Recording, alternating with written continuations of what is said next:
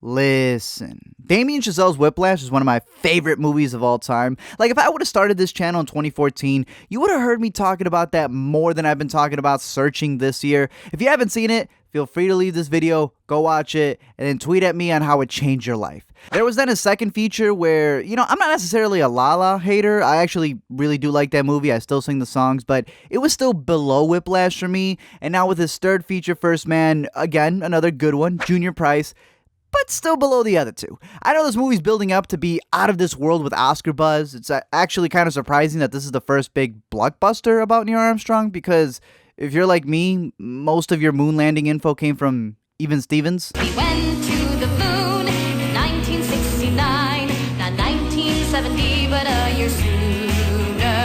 We went to the moon in 1969, not 1968, but the year after. I'm mad that I still know that song after all these years. You know that song?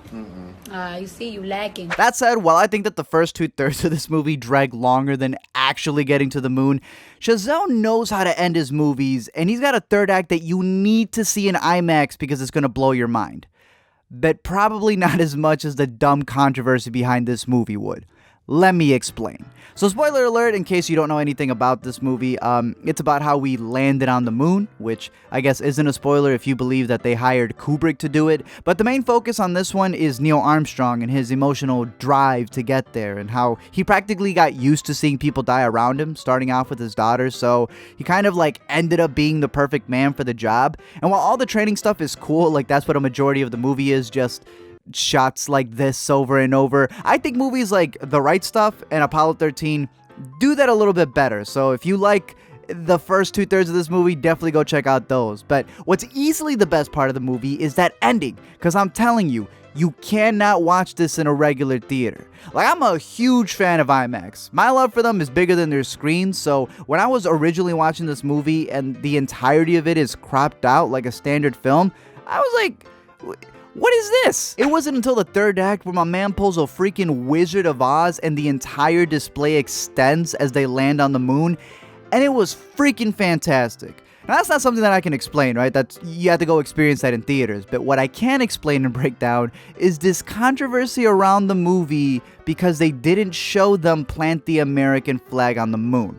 They do show the flag on the moon, and like I said, it's an IMAX, so you see it completely, but people are tweaking because they didn't see a male physically inserted into a hull. And yeah, this has been the year of dumb reactions, right? You had the Gaga fans writing negative reviews for the Venom movie and vice versa, even though they're completely different audiences. People were buying out solo tickets so other people can't go see it because they wanted a boycott, but y'all were spending money on it. And then fans think that Star-Lord did something wrong when he never did. But this one is hilarious because the people calling out the movie and saying that it's unpatriotic kind of haven't seen the movie, because right after they land on the moon, not only do they show the American flag, hell, they show an interview clip with a lady practically telling other countries to suck it because America won after they land.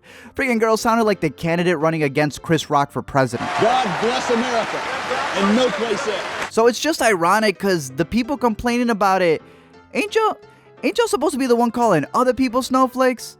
Y'all out here cutting your own merchandise? And before y'all jump on me saying I'm so one-sided, I'm a cartoon. I don't care. Even the people who made this movie tried a little too hard, right? Because it was very clear that they were trying to bait a reaction. Y'all obviously omitted a clip on purpose, and then it was you guys who randomly talked about that clip before the movie even went public because you knew you wanted a reaction. But when one of the biggest statements from the backlash of people calling a movie unpatriotic is, well, we didn't show it because, we wanted to call it a human achievement. How? Y'all forget that the whole point of the space race was that it was a race? Y'all even talk about it in the movie. The whole reason why we were trying to get to the moon was to beat out the Russians. Hell, they even legit have a main character who continuously prances in to talk about what the human achievement should have been. To not have NASA headquarters completely spend all of our tax dollars on grown white men wanting to see whose rocket was bigger, and instead on the poor people that we had in this country. And considering that none of us have actually been back up there, and they didn't even bring back cheese when they did, I'ma call facts on that. So to say it's a human achievement is like winning the Super Bowl and then saying the other 31 teams deserve a piece of the Lombardi trophy. all of y'all tweaking. Thank you guys for checking out this video. I'm curious to know your thoughts. Like I said, some people try to make controversy out of anything, but the point that I'm making here is that even though there's one side that's getting mad because a scene wasn't shown, even though it still shows a bunch of other patriotic stuff, is that even the people who made the movie kind of baited that response. So it's this whole circle jerk in a sense of people getting offended from each other.